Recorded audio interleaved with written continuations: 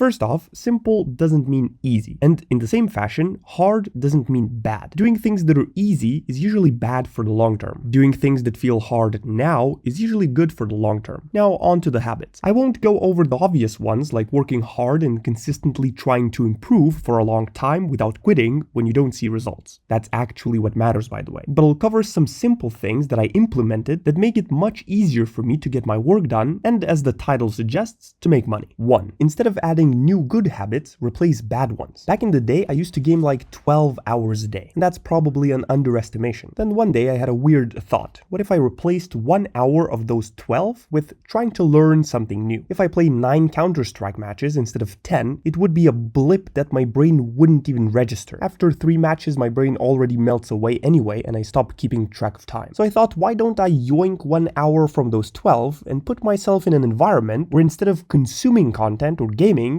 I would still consume content, but that teaches me something. At first it was an hour a day watching tutorials about Photoshop, then Adobe Illustrator, next Adobe Premiere Pro. Then it turned into reading books and watching YouTube videos on purpose, trying to learn something new. And this single thought ultimately led to me starting this YouTube channel, because at some point I learned enough skills that I could put them together and spawn a video. Not a good video, but it was a good foundation. I slowly replaced gaming with learning skills, and surprisingly it's quite similar. You start at the bottom, keep grinding and slowly leveling up, but instead of a higher rank, you learn more skills and make more money. 2. Reduce friction for learning. If you don't have time to read, use audiobooks. If you're too lazy to search up YouTube tutorials, buy an online course. It will give you accountability and you'll actually want to use the skills you learned because you paid money to learn them. On the topic of making money, here's some audiobooks I'd recommend, in this order. No one can take away your skills. Moreover, they compound over each other. So the sooner you learn to be good at something, the more you allow it to compound over your lifetime. 3. Remove decision fatigue from as many places as you possibly can. I like this saying from Sam Ovens: plan tomorrow today. It makes it so much easier for me to do work when I know what I want to do. Otherwise, I spend hours wasting time because I don't know what to do, so my brain defaults to doing the easiest possible thing, which is usually watching YouTube. For example, nowadays, I typically do 1 hour of working on YouTube videos, 30 minutes on working on improving my YouTube course, and either 10 minutes of meditation or learning something new each day. Those are the bare minimum things that I get done no matter what kind of day it is or how I'm feeling. But they're kind of broad. Work 1 hour on a YouTube video doesn't tell me much. So each day before I go to sleep, I try to spend just a little time thinking about what those things will be. Am I going to record a video? Where and when? Do I know what the topic will be? If not, how will I look for ideas? And so on. I also write them down and cross them off inside of my to-do list book once they're done for the day. It gives me a small dopamine hit. This transcends to choosing what to eat, which clothes to wear, which task to do first, when to do it. If I spend 1 minute in the evening thinking about what I'll do tomorrow, the chances of me actually doing it improve 100-fold. 4. Find a fast, tasty, semi-healthy recipe. The first Skillshare course that I ever made was actually about how to make a semi-healthy tortilla in 10 minutes. It's funny looking back at it. I discovered this recipe years ago and I still eat it to this day because it takes 10 minutes to make. Another go-to one is scrambled eggs with some veggies. Find out the recipe for you. Find some decently healthy food that you can default to when you don't feel like preparing something.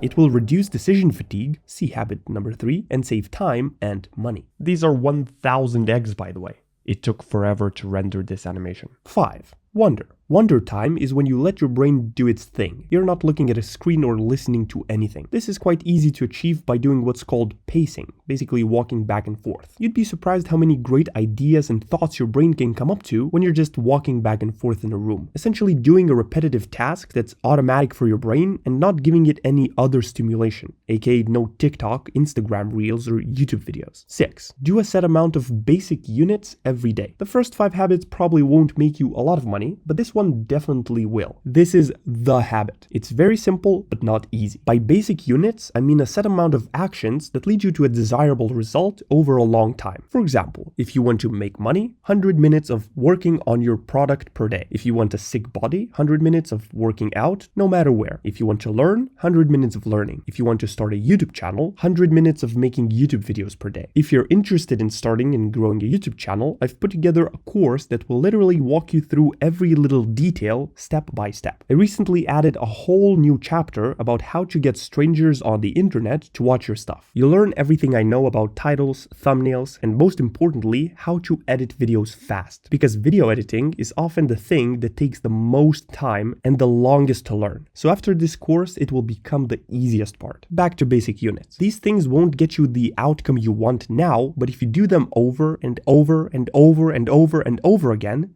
they will. I picked 100 minutes as an example. It could be 30 push-ups as a base unit, 10 pages of a book, 10 minutes of deliberate learning each day. That's what I do, by the way. Or 20 minutes of meditating. All you need to do is pick just one basic unit. If I were to pick more, I'd quit everything by the end of the week. And the goal is not to quit. That's how you win. 7. Have fun. You probably heard this quote somewhere. Find what feels like play to you, but like work to others. The thing is, you usually need to get good at something to make it feel like play. So to get to a point where you can actually do what feels like play to you and work to others, you can make the journey there a lot more enjoyable by incorporating little elements of fun into it. For example, while editing videos, I always have a cup of coffee by my side. That makes it more fun. After finishing recording, I sometimes reward myself with a YouTube video or another coffee cup. If I'm fed up, I change my mouse cursor, switch up the desktop wallpaper, start using a different browser, set my Mac to dark mode, take my laptop to another room and make another coffee cup. All these things, even though they seem very small, make doing the work a lot more enjoyable. So find ways how you can make your work environment slightly better and you'll enjoy your way of mastering a skill a lot more. Once you get there, you'll no longer need the little things because being good at something will bring that enjoyment anyway. 8. Change your defaults. Make it so it's harder to do things that get in the way, like mindlessly watching YouTube, and make it easier to do things that you want to do. For me, this includes installing browser extensions like Unhook or Undistracted to block YouTube recommendations and websites that I keep going to for a quick dopamine hit. I got to a point where it was too easy to disable Unhook, so now I use both to disable YouTube while I work. This includes removing social media apps from your phone and temporarily re-downloading them when you want to use them. I did this with Instagram, and for the first few months I kept re-downloading it, but now I haven't been on the app for like 1.5 months. It turns out checking it once a month and once a day doesn't really make any difference. This includes putting your phone on airplane mode, putting it in a drawer, or moving it to another room when you sit down to do your daily basic units, the habit 6. This includes removing crap from your desktop or taskbar/dock, like game icons or unnecessary folders. Essentially increasing friction for things you don't want to do and reducing friction for things you want to do. Bottom line, do things that feel hard now but pay off massively long term. Nudge yourself in the direction you want to go. It will slowly add up, and over time you won't realize how small little changes can lead to remarkable results over time. Yes, I yoinked this sentence from Atomic Habits. Also, this video was made from one of the issues of my email newsletter. I usually send it out once a month with the things I learned, some keyboard shortcuts I discovered, Mac apps, websites, ideas, quotes from books. You can read it completely for free in the description or enter in your email and I'll send it to you every month. Thank you so much for watching and I'll see you in the next one.